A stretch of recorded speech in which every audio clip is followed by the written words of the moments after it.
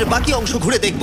এখন এই জায়গাটা দেখে কল্পনা করাও কঠিন যে আগে এটা কেমন ছিল, তাই আমি তোমাদের বলবো প্রায় 1000 বছর আগে এখানে প্রচুর মানুষ বাস করত। তখন জায়গাটা এরকমই ছিল, প্রায় সব জায়গাতেই মন্দির ছিল, শহরটা ছিল উন্নত, কিন্তু ভেতরে গেলে অসাধারণ শিল্পকর্ম দেখা যাবে ঠিক এই রকম। অনেক বড় জায়গা। এটা অবিশ্বাস্য। এই ভিডিওগুলোর প্রিয় অংশ হচ্ছে যখন আমরা প্রাচীন চিত্রগুলোকে জীবন্ত করে তুলি। ওরা কি বোঝাতে চেয়েছে আমরা বুঝতে চেষ্টা এটা করব। কিন্তু দারুণ। এই ছবিতে মায়ানদের 2500 বছর আগের সমাজ চিত্র কেমন ছিল দেখা যাচ্ছে। এটা অসাধারণ। নোলান ভেবেছিল ওটা একটা লামা, এটা নিয়ে আমরা পরে কথা বলবো। নোলান, তুমি ওটাকে লামা দেখো ভেবেছিলে? আমি ভেবেছিলাম যে এটা চোখ, এটা মুখ আর ওটা না পা। মানে আমি ভাবতাম তুমি বেশ বুদ্ধিমান। নোলানের সাথে মজা করার পরে নোলান তারিখকে প্রতিদান দিল একটা মাকড়সা দিয়ে। শুধু তারই কি? পালাও পালাও পালাও, এখানে একটা মাকড়সা, পালাও। তারিখ মনে হয় পালাবে। আমার বন্ধুরা অদ্ভুত ভাবে মজা করে। আরো অদ্ভুত ছিল, আমরা দাঁড়িয়ে আছি একটা বল কোর্টে যেটা 2000 বছর আগে ব্যবহৃত হতো। এখানেই প্রথম দলগত খেলায় বল ব্যবহার করা হতো আমরা যতদূর জানি এবং পরাজিত দলের অধিনায়কের মাথা কাটা যেত। হ্যাঁ,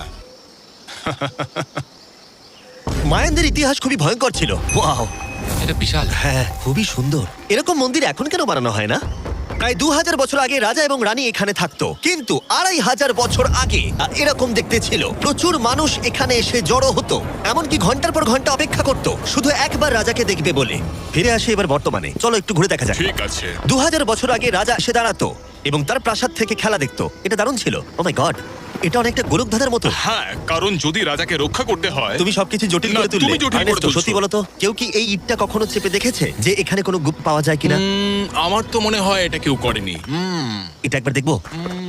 এটা দেখি একবার। তুমি কি বলতে চাও 2600 বছর আগে রাজা কোনো গুপ্ত ঘর রাখেননি? হ্যাঁ, রাখতেও পারে, কিন্তু সেটা লুকোনো আছে। রাজার গুপ্তধন খোঁজা নিয়ে আমরা একটা গুহার ভেতরে ঢুকলাম, যেখানে জঙ্গলের ভিতরে থাকতে পারে অমূল্য সম্পদ। জিমি, বাদুর সম্পর্কে কিছু বলো না ভাই। ও মাই গড, এখানে তো অনেক বাদুড়। আমাদের পেছন দিয়ে ওরা উড়ে চলে গেল। আসলে মায়ানরা মনে করতো এটা পৃথিবীর একটা মনস্টারের মুখ। আমাদের মাথার উপরটা একবার দেখ, ঘিরে ধরেছে। প্রায় 1000টা বাদুড় মাথার উপর উঠছে। ভাই এটা বাদুড়দের ঝড়। যদি কোনো মায়ানদের গুপ্তধন থেকেও থাকে তাহলে বাদুড়ের পটির নিচে। পটির নিচে। আমার মনে হয় আমরা গুপ্তধন পেয়ে গেছি, চলে এবার যাওয়া যাক। এখানে প্রচুর বাদুড় আছে, তাই আমি চাই তুমি তাড়াতাড়ি এগো। আমার উপর পটি করে দিল। আমার কাছে এটাই আসল গুপ্তধন।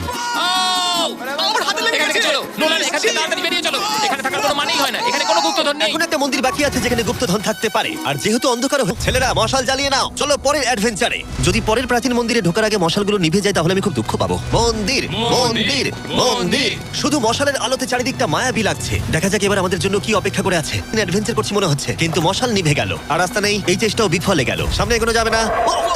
ও মাই গড, ওটা কি ছিল? মনে হচ্ছে যেন একটা